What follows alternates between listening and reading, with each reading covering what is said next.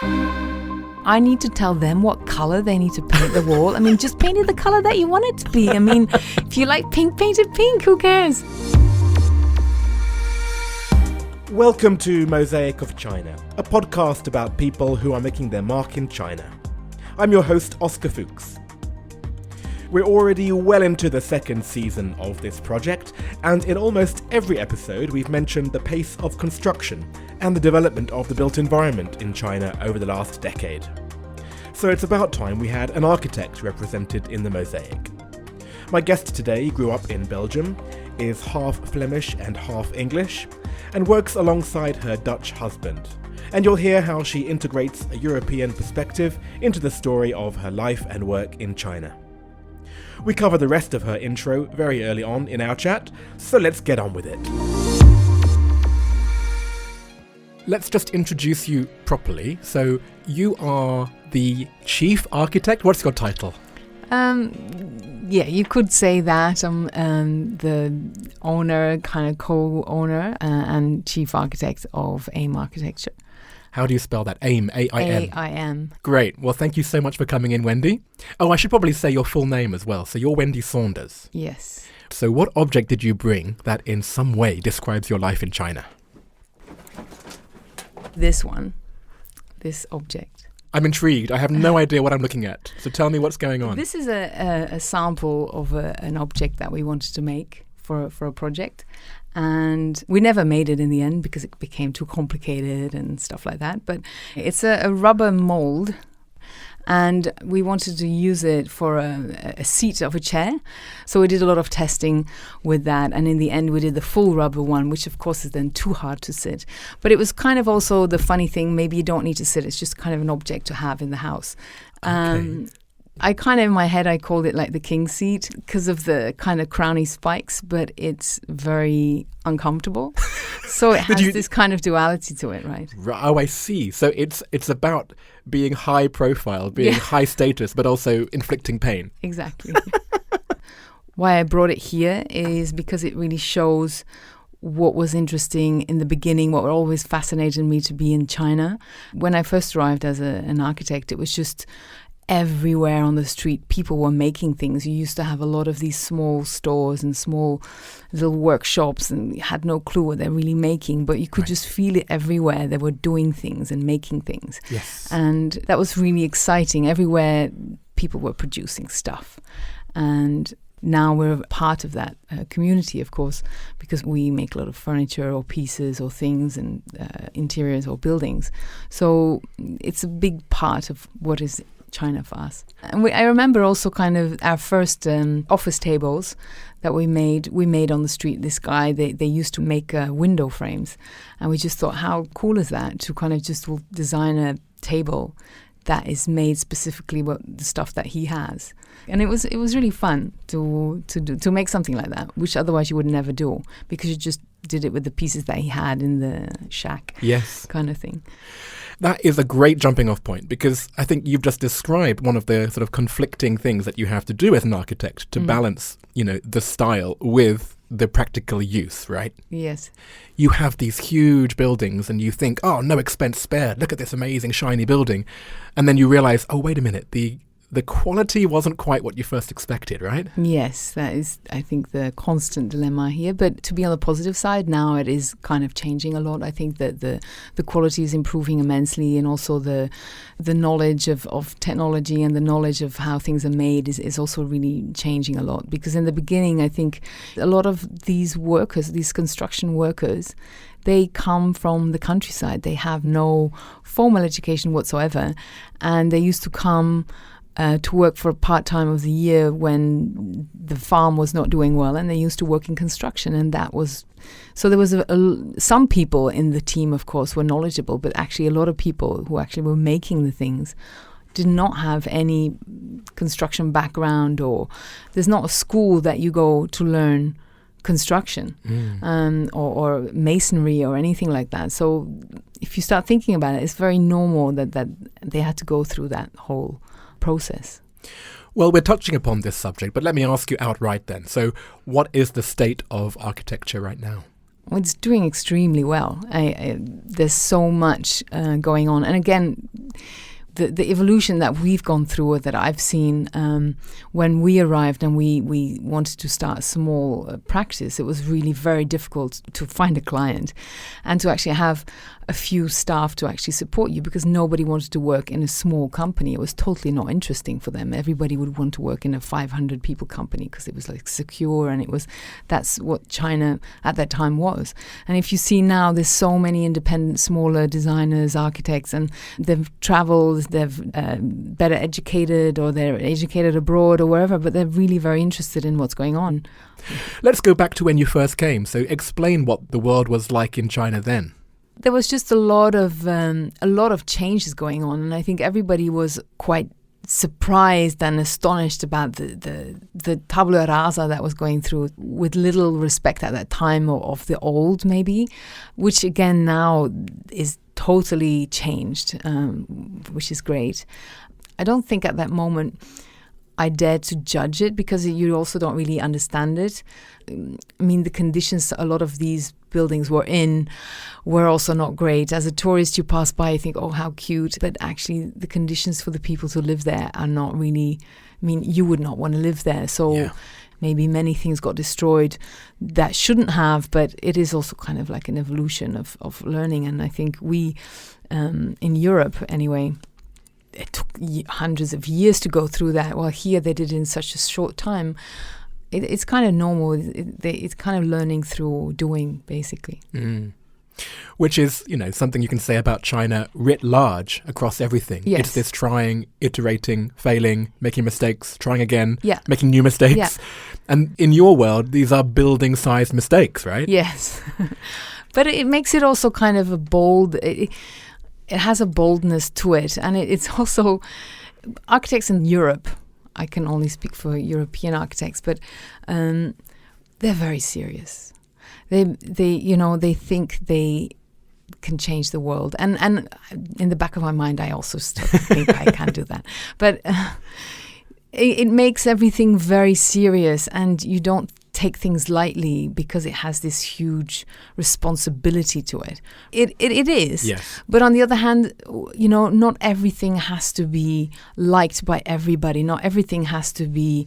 things can just sometimes be a little bit off, or a little bit weird, or a little bit funny. And it is also okay. It kind of also makes a city. It makes the urban fabric a lot richer. In the beginning, when I came to Shanghai, the neon, it was amazing. I loved it. It makes everything so happy and so vibrant. And it was, for me, truly like this cliche of Asia. And then when I went to Europe, it's so boring. Right. Everything is so quaint and so perfect, or they try at least to be, and even if it's not perfect, it's derelict. There's not really a lot in the middle. And I think this kind of freedom a little bit in a city is very refreshing. And I think that liveliness, when I came to China, gave me a huge sense of freedom as a designer, actually. Right.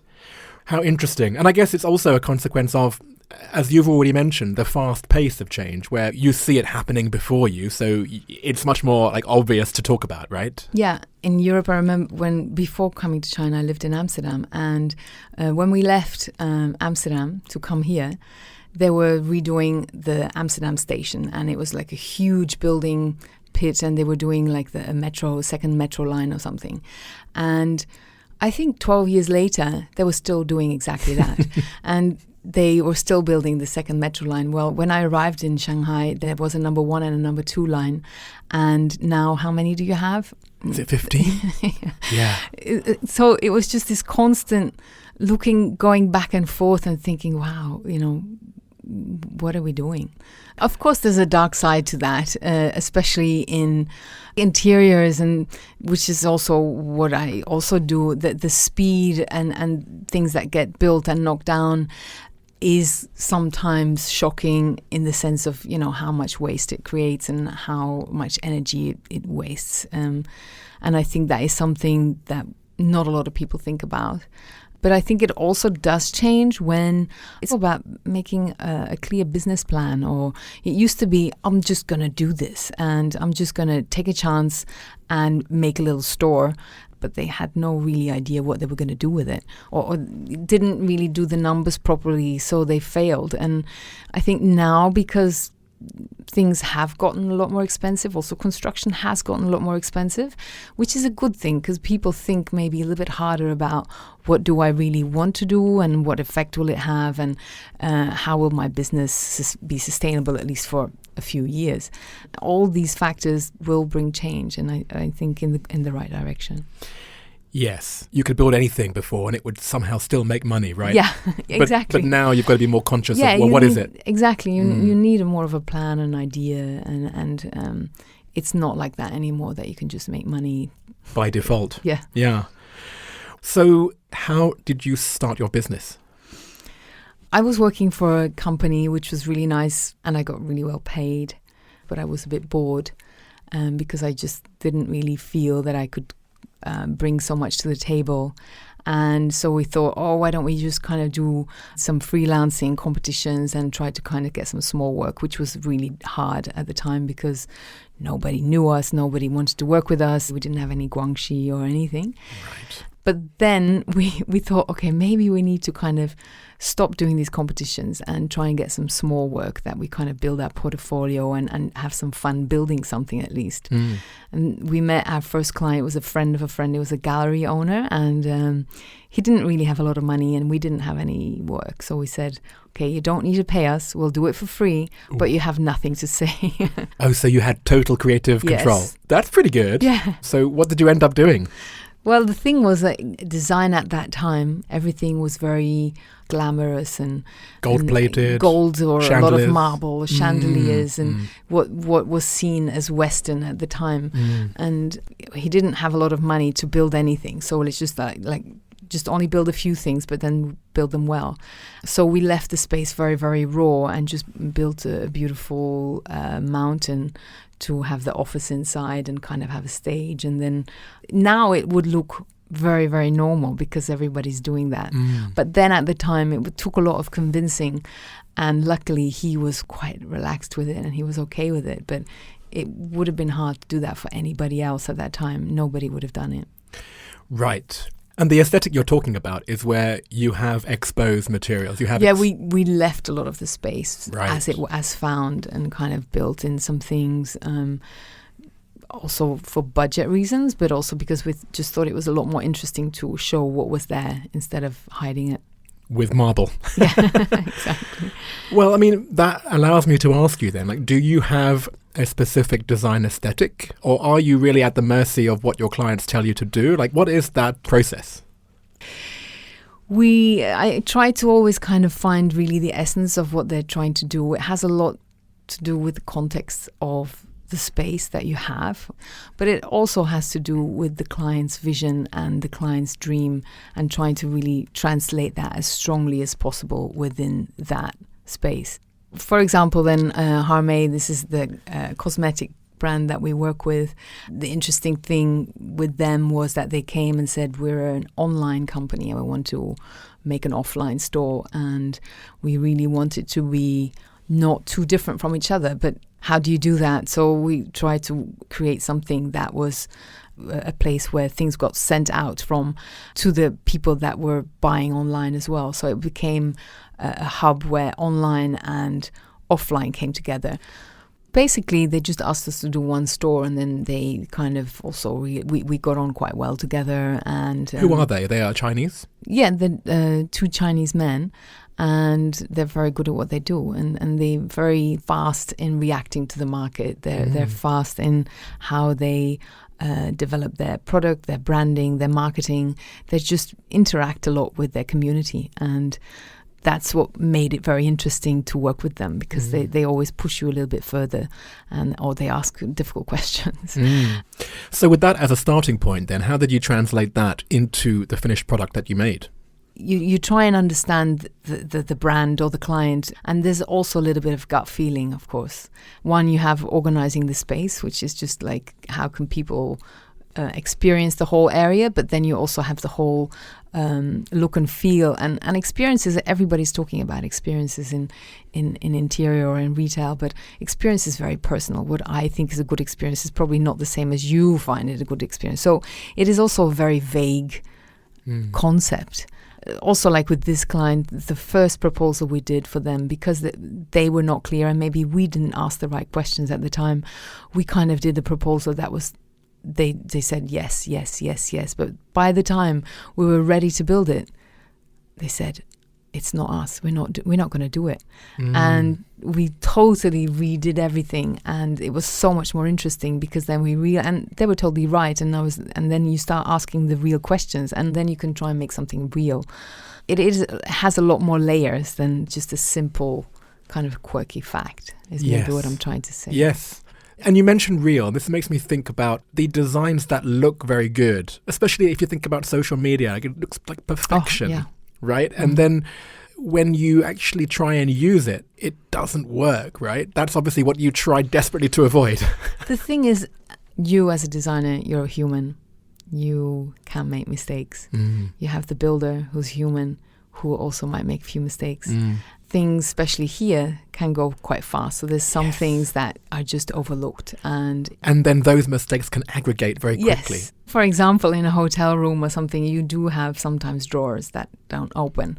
Or they were made to go open, but they only go open 5 centimeters because there's something else sticking out. There's a wall sticking out too far and nobody actually looked at that corner and things go too fast, or because they just didn't make the drawing properly and didn't think things through. But all these, if you can imagine, all these little details need to be thought through, need to be designed, need to be drawn out and then built. So there's a lot of these things, or like chairs not being able to sit at the table because the leg is there, or they didn't think of that, and or they didn't decide what chair to buy before they made the table, for example. So you have a lot of these. Yeah. Because I've been to hotels like that where it looks pristine and then you go, oops. Yeah. And then as the customer, that's kind of what sticks in your head, right? Yes, exactly. Isn't that funny? And it's sometimes something beyond your control, and yet you have to own that mistake sometimes too. So there's a fine line between over-designing, not caring enough. And it's not, there's a lot of grey there. Interesting. And I sense that we're talking about interior design a lot. What is the difference between interior design versus architecture? I think there's a big difference. I studied to be an architect. I didn't do any interior design before I came to China. And I was not interested at all in the beginning. I found it very trivial. I remember being in Holland, and we built a house, and then the couple that were moving in, they said, we've tried many interior architects, but they all make it so different, and we really like the architecture. Why don't you be the interior designer for it? And I was like, what? Why? I need to tell them what color they need to paint the wall. I mean, just paint it the color that you want it to be. I mean, if you like pink, paint it pink. Who cares? That was kind of my thought about it. But then, of course, I realized it's not like that. So and it's extremely difficult, interior design as well. I mean, if you do it well, it is extreme. There's so many details on it. There's so many thoughts and processes. And so I've really learned to appreciate it. But the bigness of and the boldness of an architecture project is really also very fun to work on, and to kind of be able to orchestrate how people use a building is really very satisfying as an architect, and to really kind of make an impact on how society can use a building, or also the surroundings of it. The building has or should have an impact on its surroundings, how you stand or use the space around it. And I think that is very interesting. Now, for example, we're working on a 25,000 square meter medical resort in Wenzhou. And it's this beautiful landscape, really amazing valley. And you stand there and you think, wow, first of all, you think, why do we build anything here? It's so beautiful. But then you think, okay, people can come and enjoy this. And, I want to do a good job to kind of respect what is there. So you have this image in your mind, you do something small and kind of light, but then you look at the program and it's so big. I want the building to actually hoover over the land, so it kind of land and nature can just live underneath this building. So we ended up with this huge huge building. It looks so big, but the choice of how we did it comes from that idea that we wanted to have the mountain that it's on to actually still be the mountain. And we didn't want to kind of stick a big building right on the mountain. So just by starting that idea has a very big consequence on how you design the building. This is the kind of thing that I think of when I think of architecture. It's this conversation between the building and its surroundings, right? Yes. Do you see the built environment in general now being a little bit more aware of that conversation? Yes, I think now a lot more people are conscious of where they build, what they build. I think sometimes as a young architect, it's very tempting to, you have a great idea and you're so proud of the idea and I just want to build it. And it doesn't really matter where it is, and that you need to kind of stop yourself because there are many ideas. And sometimes they're like, great idea, but we're not doing it here. Yeah. Just save it for another time. Yes. And you're talking about your projects and, I'm talking to you as an individual, but of course you have a team. So tell me about how you work in your team. Well, yeah, we have a team. So we have like 35 to 40 people and every project will have a project architect and a small team. And we have about 70% or 65% local and the rest would be international. It's not always easy in that way because the different cultures and different nationalities and already personalities can be quite challenging. Yeah. But for us, it's very important to have that, to have like a conversation about a concept or design. It's a very different conversation than the one that I would have with friends that I went to school with, for example. One is maybe also generation, but two, it's also background and everything. But it doesn't mean that it's just very different. And you need to, sometimes when you need to get something done and you're a little bit under stress, you need to force yourself to be open at that moment to kind of have that give and take a little bit. Yes. Even as you're talking about it, I can see you have this determination in your look, but then you have to sort of at some point step back and say, wait, maybe I should listen to a different viewpoint, right? Because I'm also, I think designers in any way are quite passionate people and can kind of get emotional. So we tend to fight for our idea or want to explain what you do. So there's also quite a lot of talking involved. And sometimes you just need to I also kind of jump in sometimes and say, we should do it like this or da-da-da-da. And then I go quiet. Okay, you go ahead. What did you want to say? Yes. I need to really stop myself. I like that. That's the kind of creative tension that I think would exist in many different environments, architecture included. Mm-hmm. Thank you so much, Wendy. Okay. Let's move on to part 2. Okay. Okay, part 2, Wendy. Are you ready? Yeah. What is your favourite China-related fact? I remember having this conversation in the beginning. I was here with some Dutch friends that came to visit us. And I was convinced that Chinese people, their hair never goes grey. After a while, I realized that actually everybody dyes their hair. And even the men and all the politicians and everybody, they all dye their hair black. Especially men. And the men, the women, okay, they dye their hair like already for ages. Everybody does it. But the men and this kind of fear of looking old, it was something that really surprised me so much because on the other hand, in China, they respect the old so much more than we do in the West. So I really can't understand that duality of it. I still don't understand it.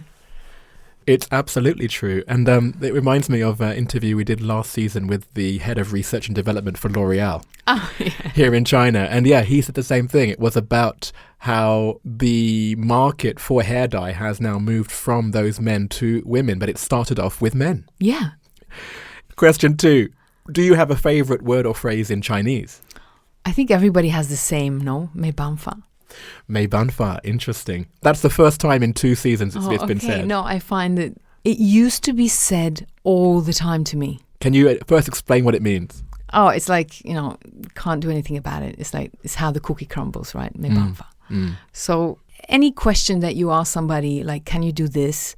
no, it's out of my hands. No, I can't do it. I can't. And I've realized that I don't hear it that often anymore. And then I thought, why is that? And I think it's also because I've learned to ask the questions differently. Or maybe it's also changed, society has changed a little bit. Because, for example, I remember buying a train ticket years ago in the train station. You would say, I want a second-class train ticket to Nanjing or something.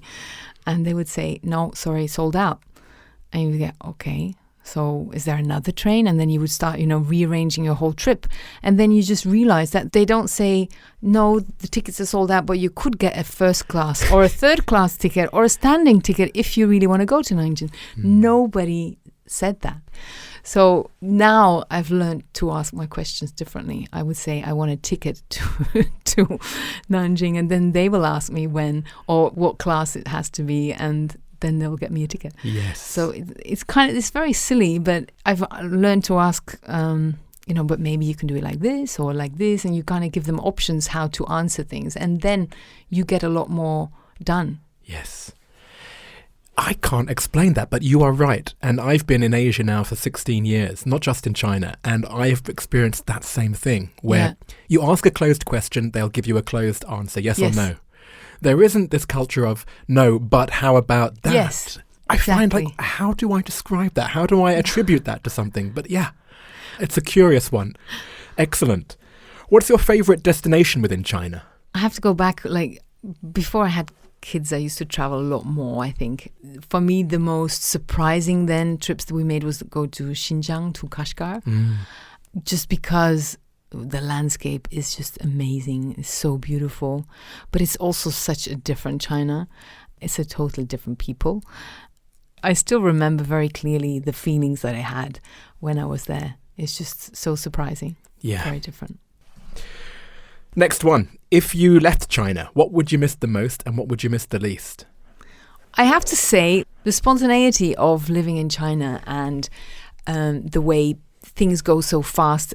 Okay, on the one hand, it makes you very tired and has a lot of other things to it, but I will miss that. It can accommodate so many things. It's so lively and it's so flexible. And I remember when I first arrived, I thought that was so amazing that you don't have to make appointments like weeks ahead with people. You don't have to, your work environment, it's not so planned out.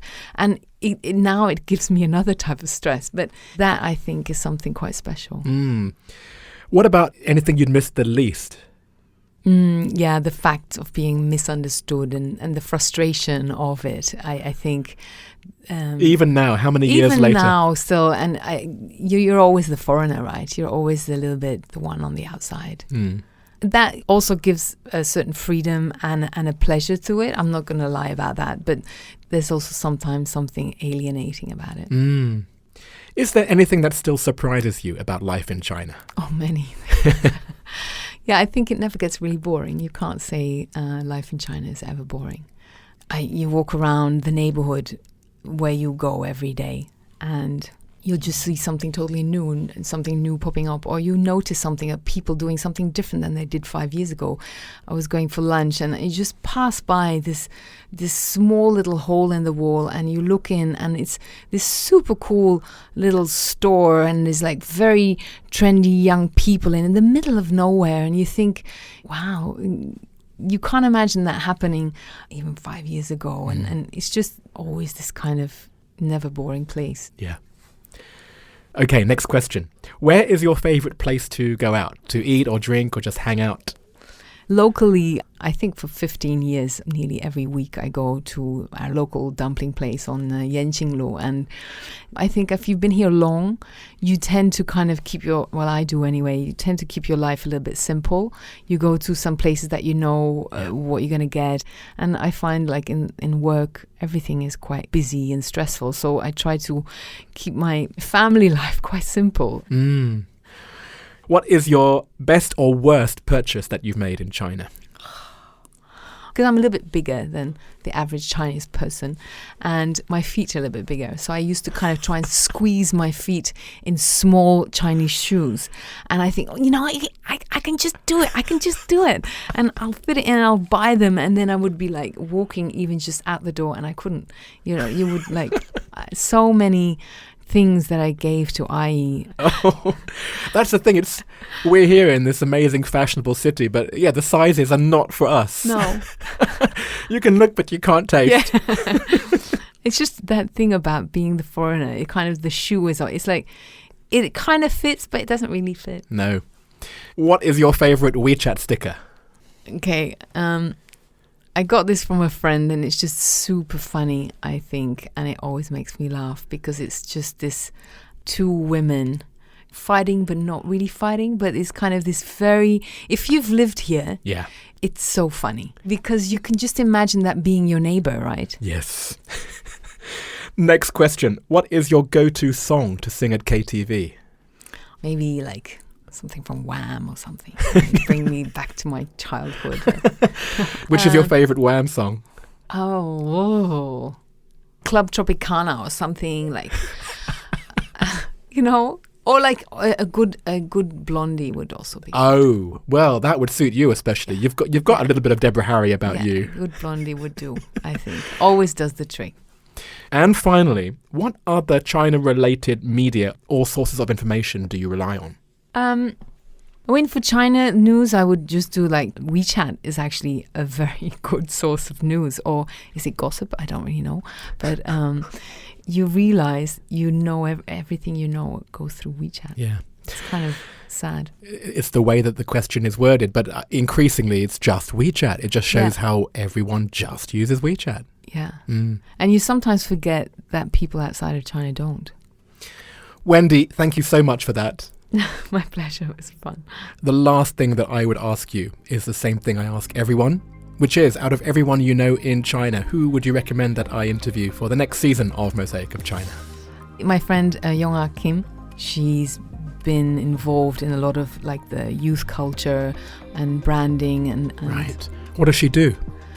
Well, at the moment she's doing all the training wear in Adidas, but she did other big companies coming into China before, so I think it's quite interesting. Absolutely. Yeah. Well, thank you so much. I look forward to meeting Yong-Ah. And once again, thank you, Wendy. Thank you. I loved that analogy Wendy made between how a shoe fits and how a foreigner fits in China. To me, that just describes the life of somewhat privileged immigrants everywhere. We like to fit in, and we like not fitting in, and somehow both these states exist at the same time. Maybe this is the same duality that Wendy was describing with her object. We're all just kings sitting on uncomfortable chairs. Before I forget, if you're in Shanghai between now and March the 28th, you can visit the AIM Architecture pop-up exhibition in the space above Marienbad Cafe on the corner of Anfulu and Wukanglu. I went there myself the other day and I've posted a couple of photos online from it. Please check out Facebook, WeChat or mosaicofchina.com to see them. You can also see a bunch of other photos there too. There's Wendy's object, her favourite WeChat sticker, lots of architectural projects, and plenty more besides, including a map that shows the 17 lines and counting of the Shanghai Metro. And finally, please subscribe to the premium version of the podcast on patreon.com/mosaicofchina for an average of 10 to 15 minutes extra per episode. Here are some clips from today's show. Pretty is also a little bit boring. I convinced Vincent to take the train to China. All the way from Europe? Yes. He actually works with you now? Yes. When we called, they say, come back in March. And we were like, what? You demolish something and there's a pipe there. Nobody told you or nobody knew that it was there.